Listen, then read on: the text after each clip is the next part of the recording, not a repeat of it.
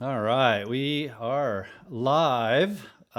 Welcome back. We're dovetailing off of a former conversation in regards to making more money with quiet reflection, and briefly talked about creativity and the importance of a leader mindset, how real progress and real money gets made by having a leader mindset. We're going to talk about innovation and how happiness comes through problem solving with Dr. Roger Hall, and then get into some of the details of what you need for creativity, obviously expertise, boredom, deadline, and limits, and how all that maps out, and how to introduce it into your day. We'll be talking with Dr. Hall again, as I mentioned. He's a business psychologist, executive coach, public speaker, and multi-time author. How you doing today, Dr. Hall? I am well. Glad to be here. Excellent. Well, we're always glad to have you on, and really curious to hear a little bit more about the importance of creativity. Let's actually, you know what? Before we jump into it, let's get into some of the housekeeping stuff. Sometimes I Sure. forget to do this. So, for those of you that I haven't met yet, my name is Jared Lee. I'm the associate broker and team lead at My Home Connection, also known as MHC Realty.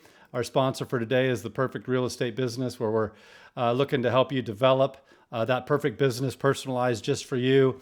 Introducing programs with Dr. Hall, such as business coaching, life coaching, mentoring, and training, as well as implementing other tools and skills with lead generation, profit sharing, and passive income, and the other items that you see here. So if you have any questions on how we can help out with your real estate business, we'd love to help. But with that, I'll bring Dr. Hall on, and just if we could revisit a little bit of how we got into this conversation about the importance of quiet reflection, and how real leaders absolutely use that as a key skill you know in their business. Yeah, I think great leaders spend more time in quiet reflection than the average person. I can't remember which philosopher it was. He said, "Very few people think at all. I have made myself an international reputation by thinking 1 or 2 hours a week." Yeah, and it's a great example of it doesn't take much quiet reflection to help you gain new ideas that will help improve your life. I'll give you an example. Like I very often carry a notepad in the car, and when I have an idea in the car, I just jot it down. So so that I don't forget it. Because you And then will quite often, in my well, experience. absolutely. What was that And great epiphany I had? yeah. If I don't write it down, and usually, it's a scribble at a stoplight, and and it's just a few words, but it's enough to remind me, and then I can go back and expand on the idea.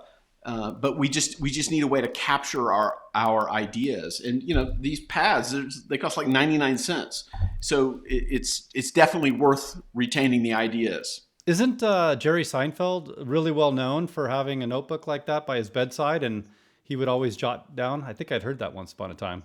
I believe he's very disciplined in his joke writing and the way he does his work. I just listened to an interview with him, and he's actually hired a performance coach to get his mindset right. Hmm. There's an athletic psychologist, a sports psychologist, and Jerry recently went public saying that he hired this guy to help him with his mindset, so that he has an elite mindset to keep himself sharp. And here's a guy that could arguably just sail off into the sunset. Yeah, but I mean, well, he could sail off in the sunset, but the reason he became successful is because he wasn't that guy. I mean, Hmm. he has always been a stickler for details. I'll tell you where I heard it. I have gotten on this in this habit of listening to a podcast. It's Dana Carvey and David Spade. Really, that'd be fun. Oh, it's hilarious. I mean, they're very funny. It's called Fly on the Wall. Okay. And what they do is interview people who are somehow or have somehow been connected to Saturday Night Live. And so it's some reminiscence, some behind the scenes sort of inside baseball talk. But if you listen to these guys long enough and the people that they're interviewing, you don't get to that level and stay at that level unless you're willing to put the work in. And so they spend lots of time. I mean, David Spade's still doing stand-up. He says, it takes me forever to write 8 minutes of stand-up. I bet. And you think about that, you think, it's like, well, I don't want to write an essay. Well, here's a guy who makes his living being funny, and he says, it takes me forever, weeks and weeks and weeks to come up with 8 minutes of good comedy. Same thing with Seinfeld. He's constantly working new ideas, and whatever your domain of expertise is, you've got you got to record it. You've got to put it down somewhere. Yeah, I love that.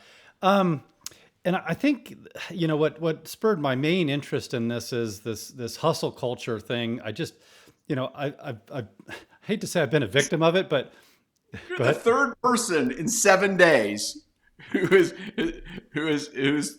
mad about hustle culture. Oh, I'm not mad, other than, where it kind of set me back because I was misguided. I felt like I always had to be, busy. And I, if I'm honest with myself, it made me feel or potentially even look important.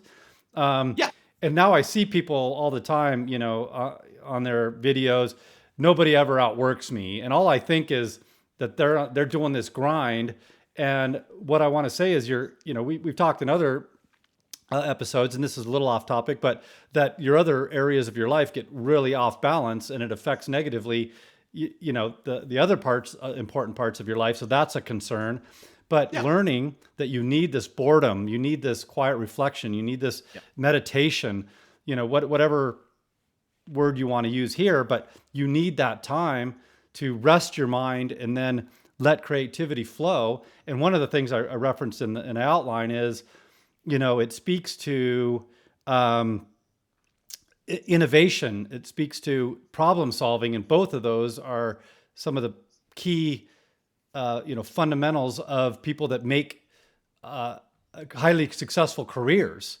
And they've got to be sitting back, thinking through things, being that innovator and problem solving. And you do that at the high. My understanding, from you, is you do that at the highest level by giving your time for let your brain reach those levels.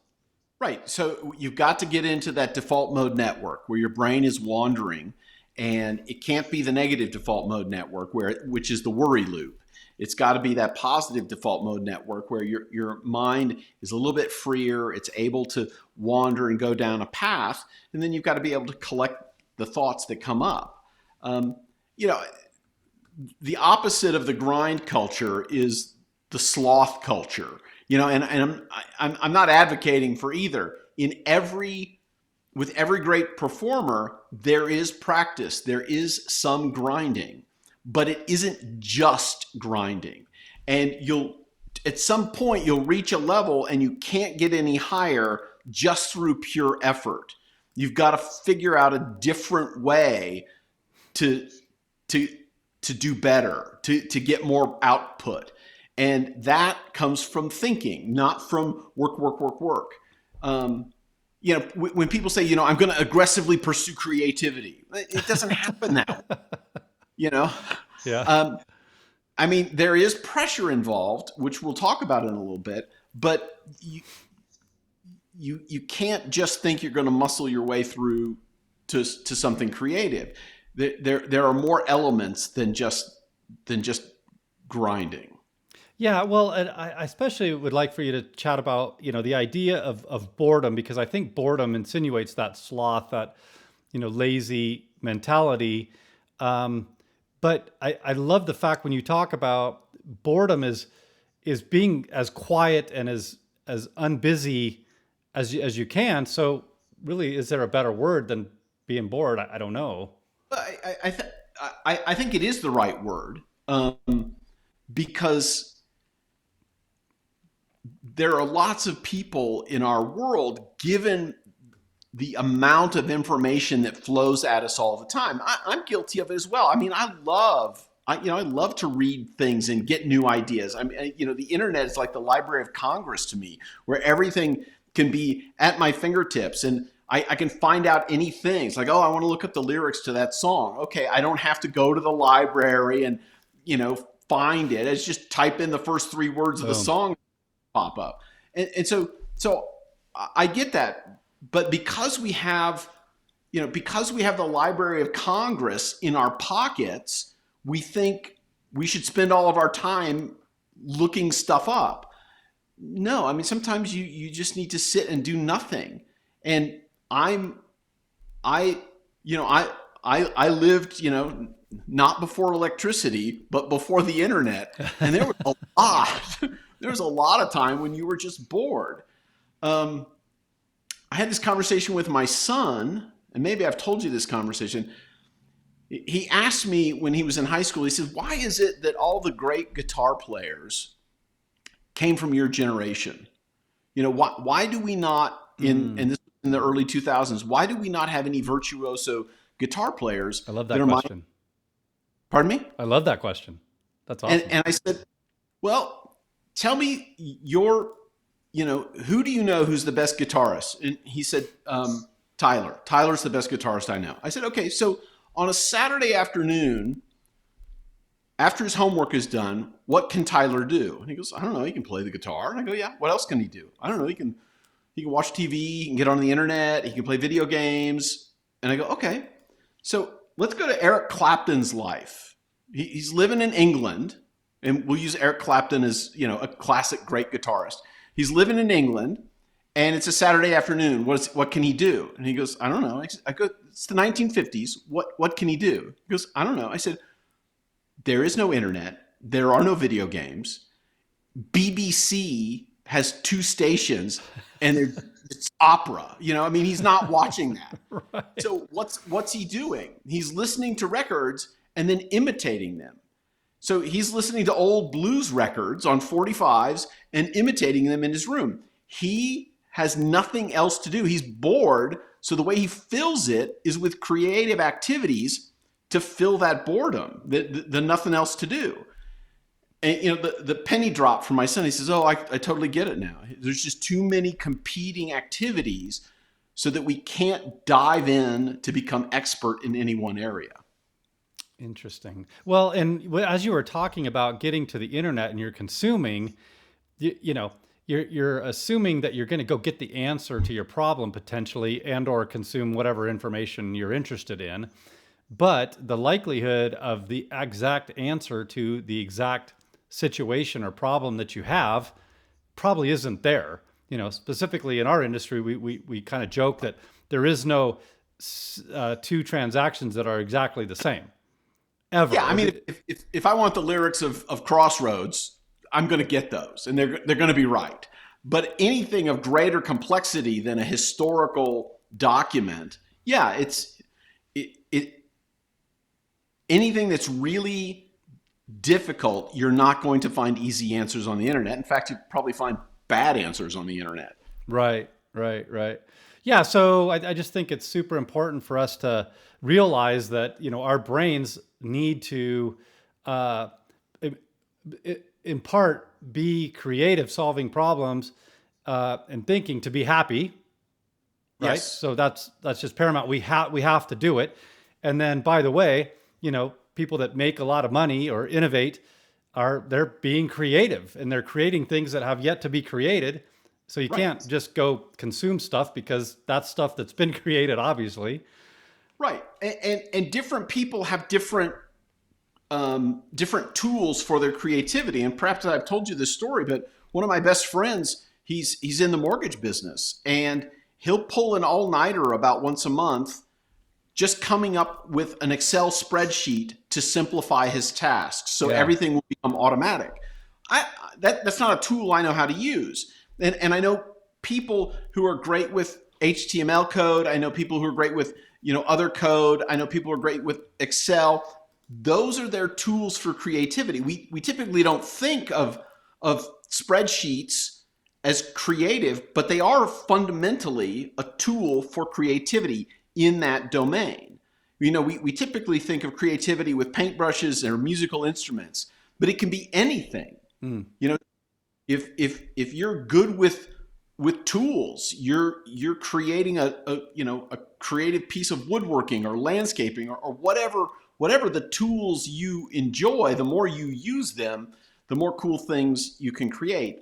And the human mind is built for solving problems. That's how we spend our time. Yeah, I looked at a video that you had, and I really loved it. It was referencing people that retire that think they're just, they're going to go off and they're going to sit on the beach and read their newspaper and all that. And then 6 months later, they're bored to tears. I've actually got a friend that's falling into that category. I'm like, hey, you got to find a hobby. You got to find, some problem solving thing to do. You got to keep your mind, active. I would go further than a hobby, because most hobbies are not engaging enough that you can become a pro at. You really need a vocation. And it doesn't have to be a job, but it has to be something that is so engaging that it will stretch you so that you can become expert at it. Yeah, a hobby may or may not stretch you. Right, because if you're just a hobbyist, you go, that's good enough. Right. If it's a vocation, then you really press yourself for greater excellence. Yeah, that makes sense. So let's get into the attributes or the aspects of creativity, the things that create a scenario, a circumstance for you. Yeah, and these are my ideas. They're not. These are not, authorized by Major League Baseball or any other. These are just my ideas as I've observed creative people. The first is that you need is some level of expertise. And if we use the example of Fred Astaire or Gene Kelly, who were fantastic dancers, they had a basic level of expertise. I have very little expertise in dancing. I cannot be creative in dancing because I don't have the basic level of knowledge. So you need to know your area. So the world is full of things I know nothing about. There are certain things I know pretty much about, some things that I have a basic level of expertise. Those are the areas where I can be creative. If you give somebody who's never used a camera before and say, well, go be creative with this camera, they're going to take awful pictures because they haven't developed that fund of knowledge. And when I say fund of knowledge, it's essentially a bank account of knowledge that you can pull from. Gotcha. And so you have to have that expertise. So Fred Astaire, Gene Kelly, Ginger Rogers, they can be expert in dancing, not me, because they already have that baseline level. Okay. Second is you need quiet reflection.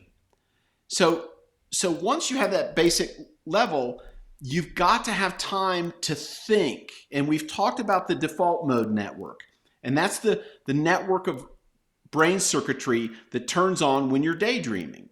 And that can go down the worry loop, or it can go to thinking about things in the future and creatively. And so you need that time of quiet reflection. So that's an important component, that you got to be a little bit bored. Well, and I love the distinction of not going down the worry loop, because I think there's a lot of people that would go that way thinking, okay, I'm bored. Now, great. Now I'm just sitting here worrying. And we've talked about, metacognition, thinking about your thinking and being aware that you have a tendency to go down the negative route of your default mode network, and that you have to, monitor enough to say, don't do that, and then replace it with a positive direction. Right. Exactly. You've captured that really well, and get to a place or a location or with practice and rehearsal, a mental space where you can be bored for a little bit. And some people are so terrified of being bored, you're only going to be able to start with 5-second increments, and then you got to work your way 10 seconds. And at some point you're going to be able to sit by yourself for 15 minutes doing nothing, and you'll be surprised at what comes there. Yeah. So that's the second one, quiet reflection. The third is there's got to be some sort of pressure.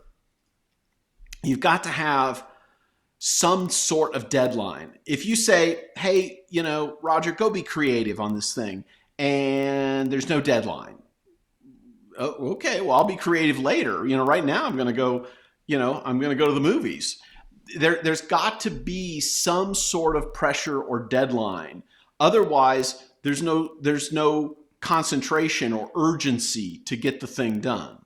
Real quick, if you don't mind, Roger, Yeah. how do you, because I think there could be a tendency if you have too much pressure for your default mode network thinking to go, oh crap, I've got to get this done by this date, and what's going to happen if I don't, which then is a detractor from that creative side. I hear what you're saying. You can't just leave it out there and never go anywhere with it. Well, I mean, the other thing that the deadline creates is it creates the last thing, which is limits. But we'll talk about time limits, and then we'll talk about other limits. Okay. But, sorry, I didn't mean to interrupt you, but go ahead. No, it's okay. If you have a deadline, you won't be able to come up with a perfect product. It won't be perfect. And human beings want to create these beautiful, excellent things in their area of expertise. And if you don't have a deadline, you'll just keep iterating. You'll just keep improving and improving. So, do you know the story about Howard Hughes and his film company? I heard it at one point, but it's been so long, I'll definitely need a refresher. I mean, he had plenty of money, not from making movies, okay? But he had so much money, he didn't have any deadlines. He was king of his own domain, so he just kept filming and filming and filming and filming. There were, hundreds of hours of film. Typically, in that era, film was expensive, and you had to be really efficient with how much film you used. Well, Howard Hughes was the richest man in the world. He just blew through film like crazy, and he didn't care. And he never completed the movies because he kept trying to get it perfect. Well, if you have a deadline, and then the next thing is other limits, financial limits, space limits, materials limits, you're going to put something together. Now, every creative genius looks at their finished product and goes, I wish I could have done it differently. I wish I could have improved on it. I think a great example is Star Wars. So George Lucas made the original trilogy, and then 25 years later, he remastered them because the technology was better. He kept wanting to improve it. Well, I mean, there's some debate. Did he make them better? Did he make them worse? Who shot first? Did Han shoot first? That's a big controversy in Star Wars, people. Do you know what I'm talking about? I don't, but I should. I should be all over that. So there's a scene where there's a bounty hunter who's going to get him, and in the original series, Han shoots first. In the remastered version, so he didn't look like an aggressive guy, he shot second. And so you can screw something up when you have, George Lucas by this time was worth billions, so he had time and effort and resources to redo it. And did he do it better? That's debatable. Right. But they were making this movie with what they had on hand. And if you look at the cantina scene, there's one of these space aliens with claws, and the same species standing right next to him has like rubber gloves on. He doesn't have claws, but nobody noticed, right? So you look at it and you go, well, they made the best they could, and it was fantastic in 1977. Yeah. So you've got to have some sort of deadline. If you've got unlimited funds and unlimited time, you'll never get it done. Interesting. So it's always about making the best trade-off in the time that you have. So it's expertise, reflection, pressure. So you either need some social commitment to move forward, some deadline to move forward. If you look at let's use television. You've got a schedule, and things are due by a certain time because they're going to go to air. If you're looking at sports, you're going to practice, but we got a game Saturday or we got a game Sunday. We can't keep practicing. We're going to do the best with what we've got. Makes sense. And so the last is limits. You have to set yourself a limit of what you're going to try to create. If you have no limit on what you're going to try to create, then it's like, well, I'm gonna build the most beautiful house in all the world with unlimited funds. I mean, you'd never be done. Mm-hmm. So you've got to set a deadline and set some either financial limits or material limits. I'm just going to make it out of whatever. So I hope that I'll bring this to light as an idea and that'll make sense in the conversation, but it just popped to my mind. And so if it doesn't, I apologize up front, but it does fit into our prior conversations. So I'm hopeful that we can carry that down the path a little bit. But we've talked a lot about presuppositions and, challenge your presuppositions. And I think I'd mentioned to you at one point, I kept telling myself I'm not musically inclined at all. And I told myself that forever. And finally I said, you know what, I got to challenge that presupposition. I got an opportunity to learn the guitar. Right. And so I was going to take it, and I knew I had to wipe that presupposition clear because anybody can. It's just practice. I don't know how natural I am at it or anything, but I can figure that out. Yeah. But I've noticed in my practice time, I do better when I'm bored and my mind is as free as it can be about other things so that I'm focused on what I'm focused on. I've got a coach, somebody teaching me how to do it, and he's saying, get this done by this time. Yeah. And so I clearly want to show up next time and have done something. You got a deadline, you got limits. I mean, so the one limit is you're going to learn to play the guitar. You're not going to learn how to play every instrument in the orchestra. Okay. So one instrument, that's your limit. You're starting out with acoustical guitar, right? Yep. So you didn't say, okay, I'm going to learn acoustical. I'm going to learn electric. I'm going to learn bass, and I'm going to learn the dobro. Do you know what the dobro is? No, but I got to check into it now. Okay, it's the steel lap guitar. You're going to learn the dobro. I mean, which is impossible to learn. It's so hard. Roadhouse? Pardon me? Is that what Jeff? I think his name. He's a blind. Jeff Healy. Jeff Healy. Does he play the dobro?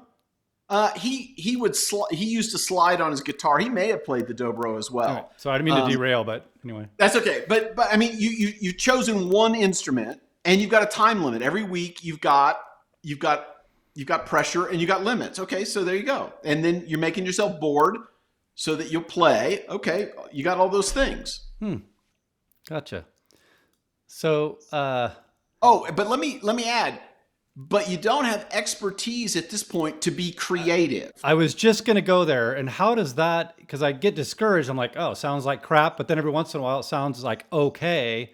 But see, you're developing all of the disciplines so that you have that baseline level so that you can become creative. Okay, I'm sorry. Will you say that again? Because I really need to let that sink in. You're developing the habits with pressure, limits, boredom, so that you can create that baseline level of expertise. Once you have that baseline level of expertise, then you can play guitar better. You can come up with a creative way to do a note or something. So I gotta get the expertise, the foundation before I can be creative and go off on other tangents where I feel like I'm not reading the sheet and trying to stick right to it. I can actually experiment around. Right. Whatever that foundation is, I don't know yet because I don't know. You don't have. Right. Right. Interesting. And so you're where you are as a novice. You're in a good place. I mean, you're learning all those things. So let me add two more things to creativity that weren't on the initial list. I often find that creativity comes from combining two things that haven't normally been combined together. And so,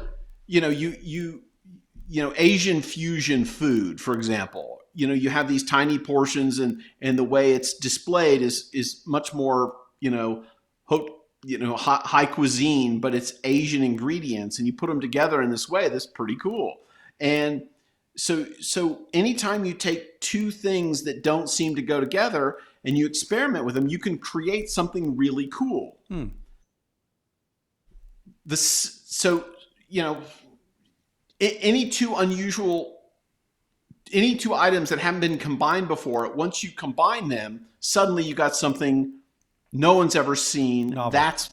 That's novel. That's creative. Sometimes it's a bust. Sometimes it doesn't work at all. But sometimes it's like, ooh, that's pretty good. You know, Good thinking. Who's the person who decided to put chocolate and peanut butter together? I mean, Brilliant. brilliant, right? It is now, but before that, nobody had ever heard of it. Yeah, kind of like a peanut butter and banana sandwich. Elvis all the way, baby. Wow. Wouldn't have thunk it. Who'd have thunk it? The other thing is being around other people sometimes can help you spark new ideas. And when you see people in creative environments, they're very often not alone, but it's very often not when they're expected to be coming up with ideas. It's usually when they're just screwing around. Being creative. Bored. And that's where they're being creative. And I've told this story many times, but Daniel Kahneman and Amos Tversky, who were academic psychologists, and at the time they were in Israel, they started getting together looking at decision-making under uncertainty, which has created a whole field of what's called judgmental heuristics, and behavioral economics is a derivative of that. Well, these two guys, they started telling each other stories about how people would act illogically in real life situations. And they thought it was so funny how people would make poor judgments in uncertain situations. And they just kept coming up with these examples. Well, they sat in this conference room at the university with the door closed and just were telling these stories, and they would crack up. And so people would walk by and hear these two professors. They seem like they're just screwing around, but they were coming up with the foundation. And so here you have these two great minds working together. They were coming up with the foundation of a whole new field in psychology. So sometimes you need to pair with someone who you riff really well with. Okay. And so find that person or people that when you're just horsing around, you come up with good ideas. Yeah. Yeah. And it'll very often happen when it's unexpected, over dinner, when you're out on a walk. It doesn't really matter, but it may not always happen when you expect it. There was a book, I'm hopeful that'll fit into here as well, but that I've been reading, and he talks about brainstorming and mindstorming. And I believe mindstorming was a group think thing versus brainstorming, doing it on your own. And he spoke a little bit about what you're sharing there, people getting together. And one of the first criteria was to not be judgmental, or critical of anybody's. So I'm saying, being together and being, vulnerable and free, I could see that really, sponsoring or encouraging that level of a high degree of creativity. Yeah. I've not heard that distinction between brainstorming, and I've never heard the term mindstorming before. So thank you for introducing me to that. Sure. I do want to say to the people who are listening or watching who are introverts, there's some really good research that extroverts do really, really well in group situations, riffing off each other for ideas. Introverts, you'll sometimes find a single introvert who, if they're left alone, can come up with an even superior idea. Really? Yeah. So they're introverts. You put them in this brainstorming session, and it's information overload for them, and they shut down. Okay. If you let them go off in their corner with their little pad of paper and a cup of tea and someplace quiet, they're going to come up with something really, really cool. Have they exercised that side of the boredom into creativity side maybe a little bit more than extroverts? No, it's just where do you get your energy from? Extroverts get it from interaction. Introverts get it from being left alone. and Yeah. thinking. Yeah. Yeah, yeah, and that is important. A distinction. I won't spend a lot of time on it, but yeah, you kind of said if you put an introvert out in a social environment, like it's a soul suck. Their Oh energy yeah. just Yeah. just gets drained. Versus an extrovert, they're in heaven. They're like, ooh, this is where I want to be. So that makes Right. sense if you're getting energy from being in quiet reflection, alone, bored. That energy translates to probably helpful creativity mode. Yes. But for the extroverts in the world, you still need some boredom too.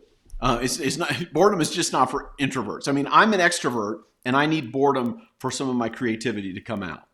I totally agree with you. My brother and I are diametrically opposed. I mean, it's night and day different. I'm an extrovert, he's an introvert, and we always kind of, jab at each other a little bit because we're such on the opposite ends of the spectrum. But especially during COVID, I acquired a massive appreciation for that quiet time, Yeah. that peace, that calm. And I'm like, Justin, man, you've been holding out on me, man. You should have told me more of what it has to offer. I was joking, obviously, because that's his life, that's his presupposition of why it's important, and he Right. couldn't have been aware that I wouldn't. Um, but yeah, it's absolutely critical now, and I enjoy it so much so that I have to pursue it. I do get energy when I'm with other people. The aspect of my job is that I like the most is being in front of clients and helping them and solving problems. But then I also have to take my time where I'm doing none of that. Right.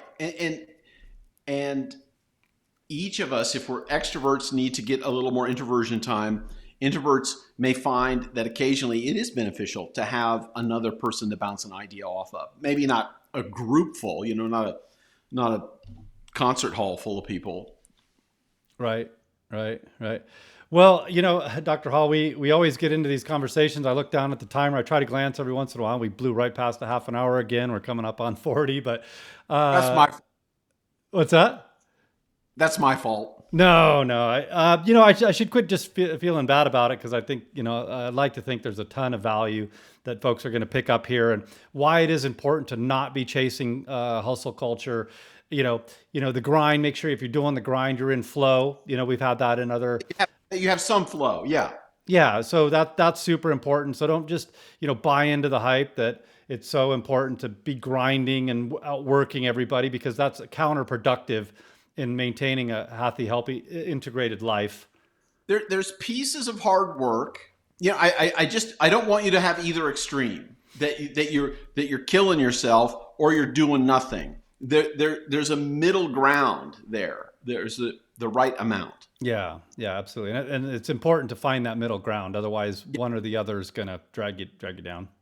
Yep. Yeah, Yep. makes sense. Well, let's make sure folks know how to get in touch with you, drrogerhall.com. You want to share a little bit about some of the resources?